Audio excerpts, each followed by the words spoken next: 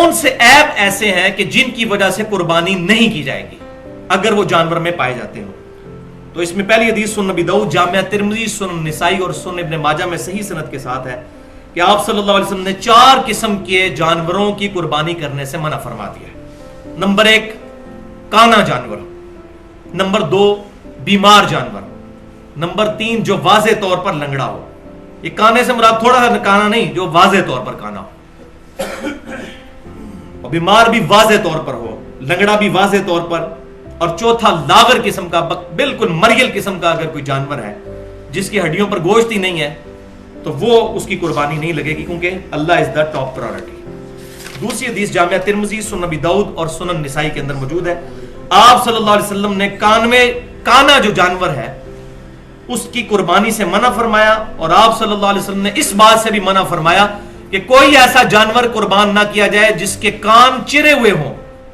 یا اس کے کانوں میں سوراخ ہو یا کان کاٹے گئے ہوں، کیونکہ یہ بھی واضح عیب ہے۔ اور تیسری حدیث جامع ترمذی، سنن ابی داؤد، سنن نسائی اور سنن ابن ماجہ میں موجود ہے کہ کان کٹے ہوئے اور سینگ ٹوٹے ہوئے جانور کی قربانی بھی آپ صلی اللہ علیہ وسلم نے کرنے سے منع فرمایا۔ اب یہاں بڑا کریٹیکل مسئلہ ہے کہ آپ نے جانور لیا، اس وقت تو بیچارہ ٹھیک تھا، گھر پہنچے بیمار ہو گیا یا کوئی ایسا مسئلہ بن گیا کہ اس کی ٹانگ ٹوٹ گئی یا کوئی اس طرح کا ایشو بن گیا، تو اس کے بارے میں حدیثیں تو ملتی ہیں لیکن ان میں کوئی صحیح سند والی حدیث نہیں۔ البتہ ایک قول ایک صحابی کا صحیح سند کے ساتھ المصنف عبد الرزاق میں موجود ہے، عبداللہ بن زبیر رضی اللہ تعالی عنہما کا۔ وہ فرماتے ہیں انہوں نے ایک کانی اونٹنی دیکھی جس کی قربانی کے لیے لوگ جمع تھے، تو انہوں نے فرمایا کہ اگر اس اونٹنی میں یہ عیب جو ہے، اس کی آنکھ ضائع ہوئی تھی، ایک آنکھ، اگر یہ عیب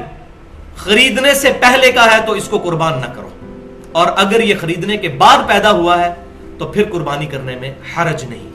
لہذا اس اثر سے یہ بات بالکل کلیئر ہو گئی کہ اگر کسی جانور میں کوئی ایسا عیب پیدا ہو جائے جو خریدنے کے بعد ہے تو اس کی قربانی بالکل درست ہے، اور یہ عقل کے بھی قریب ہے الحمدللہ۔